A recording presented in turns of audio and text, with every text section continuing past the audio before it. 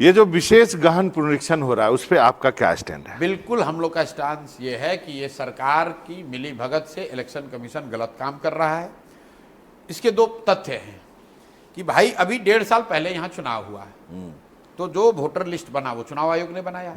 अभी लोकसभा का चुनाव उसी से हुआ है। तो अगर आप कह रहे हैं कि वो वोटर लिस्ट खराब है, गलत है, अशुद्ध है, तो भाई उसमें नेपाली हैं, बांग्लादेशी हैं, तो क्या चुनाव आयोग ये मानने को तैयार है कि लोकसभा का जो चुनाव हुआ, जो पार्लियामेंट का चुनाव हुआ, जिस चुनाव से मोदी जी प्रधानमंत्री बने, वो वोटर लिस्ट शुद्ध नहीं था? अगर आप ये कह रहे हैं कि लोकसभा चुनाव के बाद लोग आ गए नेपाल से, बांग्लादेश से, तो लोकसभा चुनाव के बाद बिहार में देश में सरकार किसकी है? वो भाजपा और नीतीश की है। मेरे भाई ऐसा है कि अगर आपको वोटर लिस्ट का सुधार करना है तो जिन लोगों जो 14 का वोटर लिस्ट है उसको मानिए, उसमें जिन लोगों की मृत्यु हो गई उसको हटा दीजिए, जिनका उम्र 18 से ज्यादा हो गया उनका नाम जोड़ दीजिए, जो पलायन करके चले गए उनका नाम हटा दीजिए। इसके आगे अगर आप कुछ कर रहे हैं तो निश्चित तौर पर वो सरकार की आप मदद करने की कोशिश कर रहे हैं। ये हो क्यों रहा है ये समझिए। ये हो इसलिए रहा है कि जो मैं आपको बार बार आंकड़ा दे रहा हूं कि 60% से ज्यादा लोग बिहार में बदलाव चाहते हैं, और उसमें सबसे बड़ा वर्ग है प्रवासी बिहारियों का, जो लोग बिहार से बाहर गए हैं। ज्यादातर लोग दिवाली में, छठ में यहाँ वापस आएंगे। अब सरकार घबराई हुई है कि ये लोग आएंगे तो ये सब एनडीए के खिलाफ वोट देंगे, उनका नाम किसी तरह काटा जाए, उनको वोट देने का अधिकार न हो, क्योंकि वो आदमी अभी बॉम्बे से, कोयम्बटूर से, गुजरात से आकर अपना नाम रिवाइज नहीं करा सकता है। इसीलिए भाजपा की कहने पर या भाजपा की मदद के लिए चुनाव आयोग ये कर रहा है, जो कि गलत है। लेकिन चुनाव आयोग बिहार के लोगों को इतना नहीं जानता है जितना बिहार के लोग समझते हैं। बिहार के लोग बहुत राजनीतिक लोग हैं, ये मानने वाले लोग नहीं है। हर हालत में हर व्यक्ति अपना नाम उसमें जुड़वा लेगा।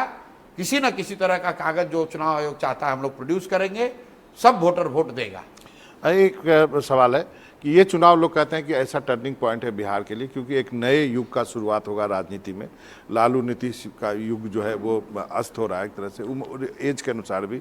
उसमें आप भी हो सकते हैं, उसमें तेजस्वी भी हो सकता है, उसमें चिराग भी हो सकता है, उसमें बाकी लोग भी हो सकते हैं। ये बात तो देखिए इसके बारे में आप क्या कहें? बिहार में 30 साल से जो 4 बड़े चेहरे रहे, लालू जी, नीतीश जी, रामविलास जी और सुशील मोदी जी, 2 लोगों की तो मृत्यु हो गई, और 2 लोगों की जो शारीरिक स्थिति है, मानसिक स्थिति है, एज है, अब वो आगे तो राजनीति बहुत कर नहीं सकते हैं। तो निश्चित तौर पर बिहार के समाज को एक अपना नया नेतृत्व चुनना है। अब नेतृत्व कौन करेगा, इसके लिए तो बिहार की जनता सक्षम है, वो देख रही है सबको, सबका मूल्यांकन करेगी।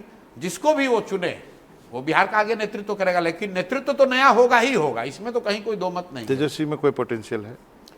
भाई तेजस्वी यादव लालू यादव के लड़के हैं, उस नाते वो राजद के लीडर हैं, इतनी उनकी पहचान है। इसके अलावा उनमें पोटेंशियल है कि नहीं है, ये तो बिहार की जनता को तय करना है। चिराग रामविलास जी के लड़के हैं और उस पार्टी को चला रहे हैं, जो उनके पिताजी ने यहाँ शुरू किया है। यहाँ से एमपी हैं और केंद्र में मंत्री हैं। वो बिहार से राजनीति करते हैं, बिहार की राजनीति नहीं करते हैं, दोनों में फर्क है। वो बिहार से राजनीति करते हैं, वो बिहार से सांसद हैं, बिहार से मंत्री हैं, वो बिहार की राजनीति नहीं करते हैं। बिहार की राजनीति अगर करना होता या जब वो करें, वो तब बिहार की राजनीति करते हुए माने जाएंगे जब वो संसद का पद छोड़ दें, कैबिनेट छोड़ दें, बिहार की राजनीति करें तो उसका स्वागत होगा। वो तो कहते हैं चुनाव लड़ेंगे, पता नहीं लड़ेंगे कि नहीं लड़ेंगे। चुनाव लड़ना एक बात है, लेकिन मैं बार बार कह रहा हूं कि उनको बिहार की राजनीति करते हैं तब कहा जा सकता है जब वो कैबिनेट छोड़ दें, मंत्री पद, जब वो सांसद का पद छोड़ दें तो लोग कहेंगे कि अब चुनाव बिहार की राजनीति कर रहे हैं। चुनाव जैसे आप मेरे लिए कह रहे हैं कि आप पहले रणनीतिकार थे, अब बिहार की राजनीति कर रहे हैं, बिहार में राजनीति कर रहे हैं। हम बिहार से राजनीति नहीं कर रहे हैं। चिराग जी बिहार में या बिहार की राजनीति नहीं कर रहे हैं, वो बिहार से राजनीति कर रहे हैं। सम्राट चौधरी।